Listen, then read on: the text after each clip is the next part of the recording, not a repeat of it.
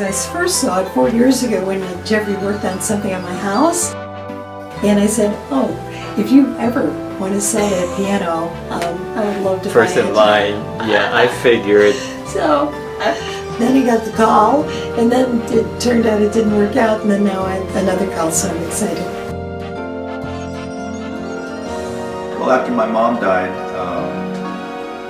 she left all our personal items, to my sisters, and I got all my dad's personal items. But I had already told her that I wanted it to go to Terrie, and it did. I am so excited. That piano has been in our family before I was born. 1962, maybe 63, I remember this piano in our living room. I was 3 years old, something like that. So Indian Wells would have been before or after that? After, And what was Indian Wells? my dad was working for Lucy. She had the Des Arnaz Indian Wells Hotel. Then the piano at that time was in the bar. It was a makeshift bar. It was a room that they converted into a bar that was close to the pool, so they didn't have to run so far to serve drinks. So they used it. They put this piano in that room, and they used it as like a, the bartender would be behind here, and they'd serve from the top of the piano, and while one guy was playing it. You're documenting everything. Yeah. This is for provenance. I'm Henry. I do piano work, and I live here in Cottonwood, and very happy to be here. 1932, actually late 1931. It's very, very far out of tune. Hasn't been tuned in a long time.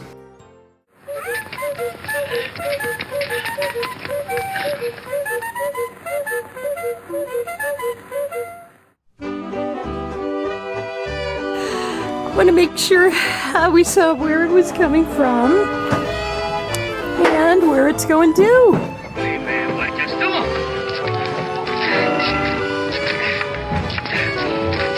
Just a moment, maybe I can help you.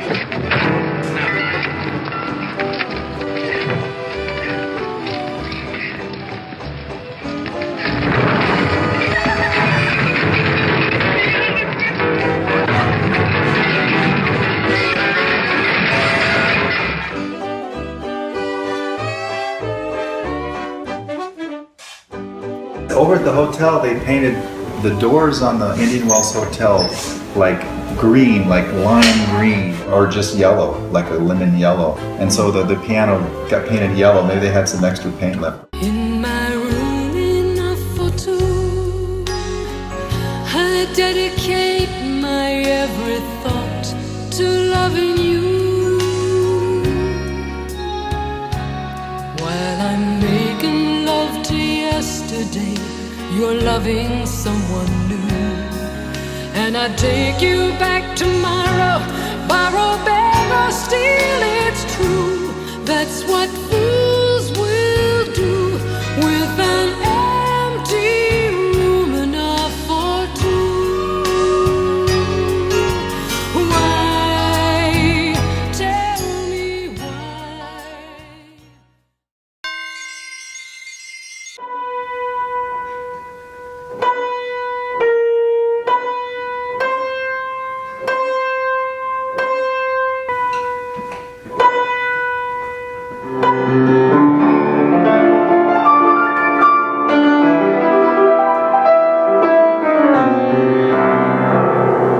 Oh my gosh, fabulous! Yay! It's so good.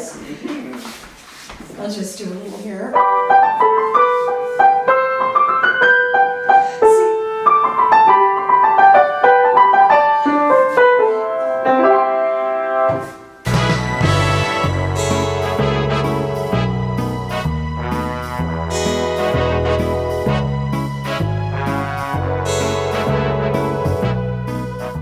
Yes, that's my grandmother, Didi. They had pianos. They enjoyed music. She was funny. She made me laugh. Where do you think Lucy got her sense of humor? Well, I'm sure that was part of it. Didi was very funny. she would make comments. She'd make those comments, just like people would crack up just listening to like one comment. She didn't mince words. She just said what was on her mind, and it was usually pretty funny. She had a good angle on things.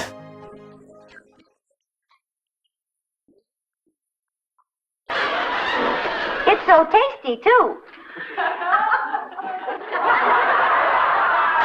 So why don't you join the thousands of happy, peppy people and get a great big bottle of Vita Vidi Vidi Meeny Mighty Mo.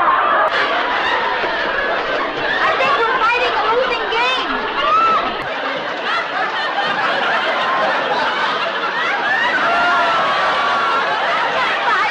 This picture that was on the piano. Okay, if you look to the right of it, see that picture to the right here? Oh, yeah. You know what that is? 1943 MGM Stars. Okay. So I would think they would date that photo 1943 or later. In my room enough for two, I dedicate my every thought to loving you. While I'm making love to yesterday, you're loving someone new. And I take you back tomorrow, borrow, beg, or steal, it's true. If you wanted to talk about what it was like to live in Indian Wells. It was like being spoiled every single day. We could go down to the restaurant and order anything we want. Just sign the tab. That was always fun.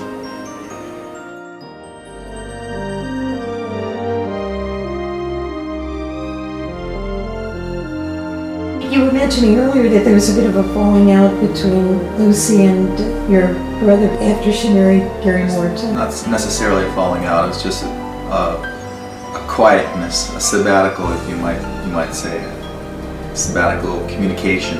My dad was in his office, and then this guy named Mike Shovelin came into his office at the Indian Wells Hotel, and my dad was managing this for his sister. Okay, because in the divorce from Desi, she ended up with the hotel. So my dad operated it, I don't know, from 1964 or something to 1970. But 69, 70, that's when my dad, out of the blue, this guy walks in and says, the hotel's been sold, give me the keys. And they just came in, like, mobster style, and basically took over. And that was, from what I understood, was Frank Sinatra's group who came in there, because they're the ones who bought it. They just didn't say anything, they just came in and took over. They didn't announce themselves, oh, by the way, we're coming to close you down. And so a lot of people lost their job, including my dad. He didn't have a job at that moment, all of a sudden. So that was kind of one of the things that I could only imagine caused some stress between them.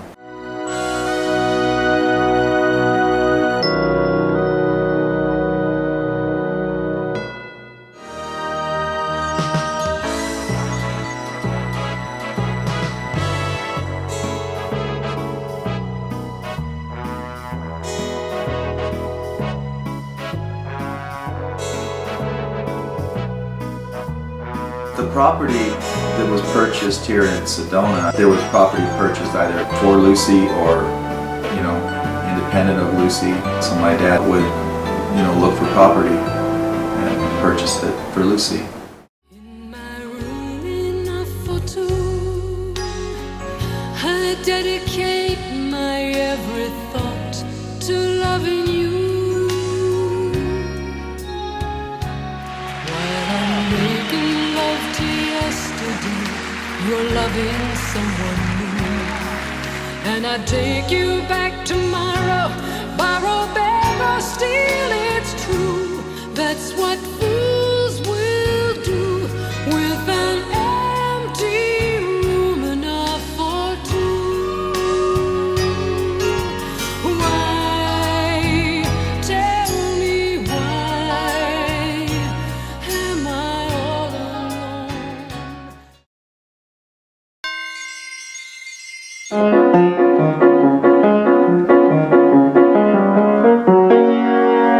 I know.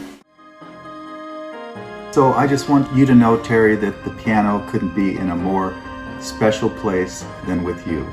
And it's getting more attention than it would have ever gotten where it was before. So trust me, it's my pleasure for you to receive and have this piano and do with it what you may.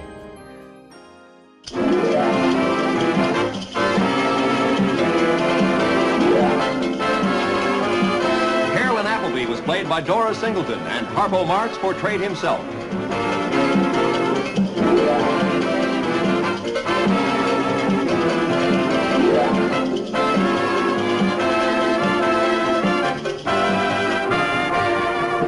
I Love Lucy is a Desilu production.